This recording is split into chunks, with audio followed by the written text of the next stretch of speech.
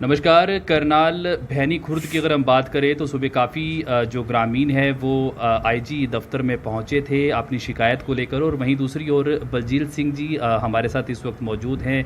इनसे बात करना चाहेंगे कि आखिरकार पूरा क्या मामला था, क्योंकि काफ़ी गंभीर आरोप ग्रामीणों की तरफ से लगाए गए थे। सर, क्या कुछ कहना चाहेंगे, क्या पूरा मामला है? ये जो मैटर है, मैं आपको एक बार मैटर बताना चाहूँगा, आपको क्लियर हो जाएगा कि क्या है। भैनी गांव में लगभग 30-32 एकड़ एक परिवार के पास ज़मीन है। उस परिवार में इस ज़मीन को लेकर विवाद चला हुआ है। दो पक्ष हैं, एक तरफ बुज़ुर्ग महिला और उनकी बेटी, दूसरी तरफ उस बुज़ुर्ग महिला का बेटा और उसकी पत्नी। दो पक्ष हैं, आपस में ज़मीन को एक दूसरे के नाम करवाने के चक्कर में जो विवाद चले हुए हैं, जो हमारे पास कंप्लेंट्स आती हैं कि बुज़ुर्ग महिला ने हमारी ज़मीन अपने नाम करवा ली और फिर अपनी बेटी के नाम करवा दी और अब हमें ज़मीन से निकालना चाहते हैं, एक पक्ष का ये आरोप है। तो इसमें जो दोनों ही पक्ष हैं, इनके पहले भी 4-5 एफआईआर ऑलरेडी एक दूसरे के ऊपर करवा चुके हैं। ये अब मेरे एरिया में जो ये 30-32 एकड़ ज़मीन है, इसमें से लगभग 22-23 एकड़ ज़मीन मेरे एरिया में है, सदर थाना के एरिया रुकनपुर गाँव में है। तो जब ये मार्च अप्रैल में इसको ठेके पे देने के लिए विवाद इनका आपस में शुरू हुआ, तो उस टाइम से इनकी कई बार कंप्लेंटें आई हैं, एक दूसरे को परेशान करने के बारे में भी। जैसे जो कंप्लेंट आई है उस पर जो भी कार्रवाई बनती है वो कार्रवाई कर दी गई।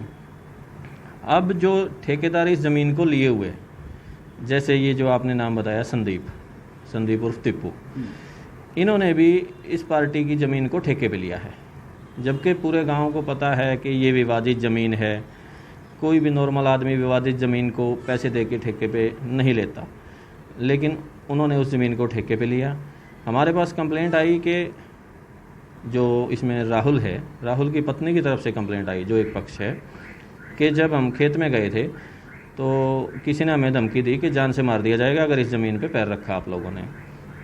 उस संबंध में आईओ द्वारा जो कार्रवाई की गई उस कंप्लेंट के ऊपर, उस संबंध में इसको संदीप उर्फ दीपू को बुलाया गया। जो भी कार्रवाई उस पर बनती थी, जो भी प्रिवेंटिव एक्शन बनता था, एफआईआर बनती थी, वो कर दी गई। विधि अनुसार सारा काम किया गया है और जो भी आरोप इनके द्वारा लगाए गए हैं वो सरासर झूठे हैं। संदीप उर्फ दीपू जो है, इसके बारे में जो दूसरा पक्ष है उसने एलिगेशन लगाया था कि ये क्रिमिनल नेचर का है और ये ऐसे ऐसे इन्वॉल्व रहता है ऐसी एक्टिविटीज़ में, तो उसका रिकॉर्ड पता किया गया।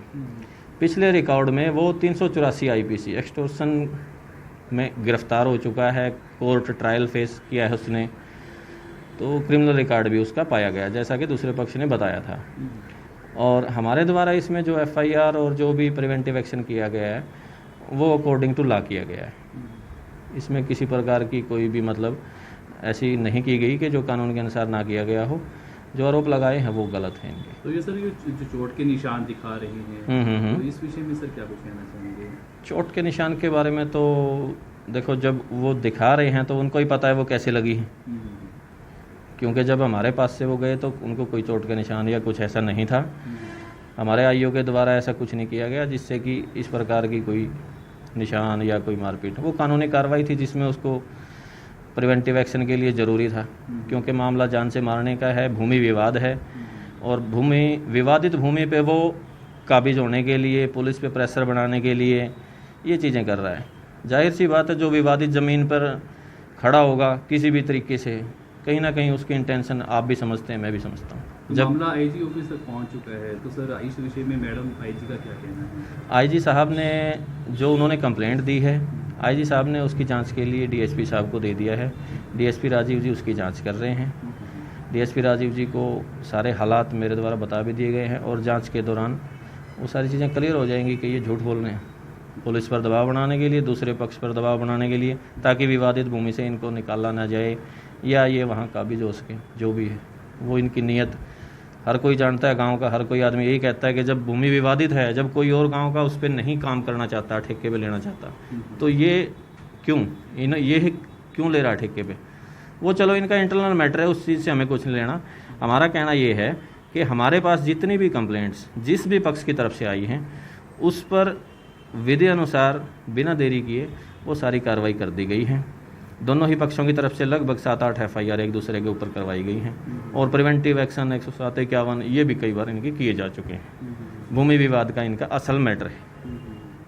तो आरोप कहीं ना कहीं फिर झूठे साबित होते हैं या जांच का विषय है, जांच की जाएगी? बिल्कुल जांच का विषय है, डीएसपी साहब जांच कर रहे हैं, साबित हो जाएगा कि ये लोग झूठ बोल रहे हैं। तो आप भी देख सकते हैं कि किस तरीके से बलजीत सिंह जी से हमारी बातचीत हुई है और इनका साफ तौर पर ये कहना है कि ये जांच का विषय अवश्य है। जो भी आरोप इनके ऊपर लगाए हैं वो फिलहाल झूठे आरोप हैं, ऐसा बलजीत सिंह का कहना है। और वहीं दूसरी ओर आज काफ़ी जो ग्रामीण है वो पहुंचे थे आईजी दफ्तर में और किस तरीके से उन्होंने जो आरोप लगाए उस पर जो है जाँच अवश्य की जानी चाहिए। और वहीं दूसरी ओर बलजीत सिंह से बात करने के बाद यही बात सामने आई है कि जो आरोप इनके ऊपर लगे हैं वो आरोप फिलहाल झूठे बताए जा रहे हैं। अपडेट आपको देते रहेंगे, आप बने रहिएगा करनाल न्यूज़ 24।